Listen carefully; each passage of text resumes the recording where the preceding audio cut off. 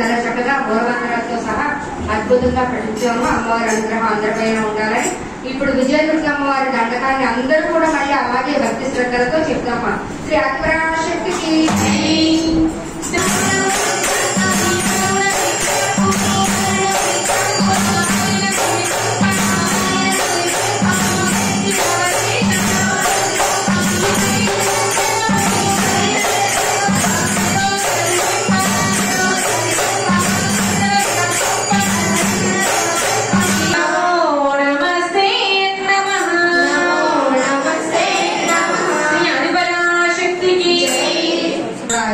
అష్టైశ్వర్యాలని కోరుచు అందరినీ కూడా చల్లగా చూసి కాపాడి రక్షించాలని అమ్మవారిని ప్రార్థిస్తూ శ్రీ ఆదిపరాశక్తికి విజయదుర్గమ్మ తల్లికి నామ సంకీర్తన అద్భుతంగానే ముక్తొచ్చేద్దని చెప్పి.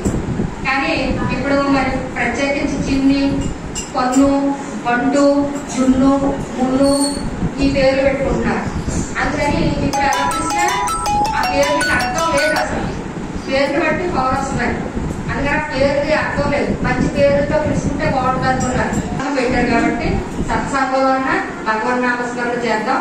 శ్రీ ఆదిపరాశక్తికి భగవన్ నామస్మరణ ఎలా ఉందంటే అండి, ఆ అమ్మాయి చిన్నప్పటి నుంచి వచ్చింది. ఈ అమ్మాయి చిన్నప్పటి నుంచి వచ్చి ఆడ పిల్లలు కూడా చిన్నప్పటి నుంచి ఈ సత్సంగ కార్యక్రమానికి వస్తున్నారు. అలా ఎదిగి కొద్ది కూడా సత్సంగంలో ఉన్నటువంటి సత్ప్రవర్తన వాళ్ళకి అలవాటు పడింది. మన సౌజన్యవాన్ గారు అలాగా వచ్చేవారు. వాళ్ళ అబ్బాయి మరి ఎవరో చెప్పక్కర్లేదు, ఎంతవరకు హరికృష్ణ ప్రాణం చెప్పి డబ్బు కొట్టాడు.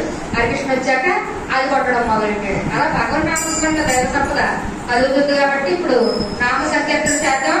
ముందుగా శ్రీ గణేష్ మహారాజుకి, సర్వ విఘ్నాధిపతికి, శ్రీ విఘ్నరాజ సురసేవిత భానుతే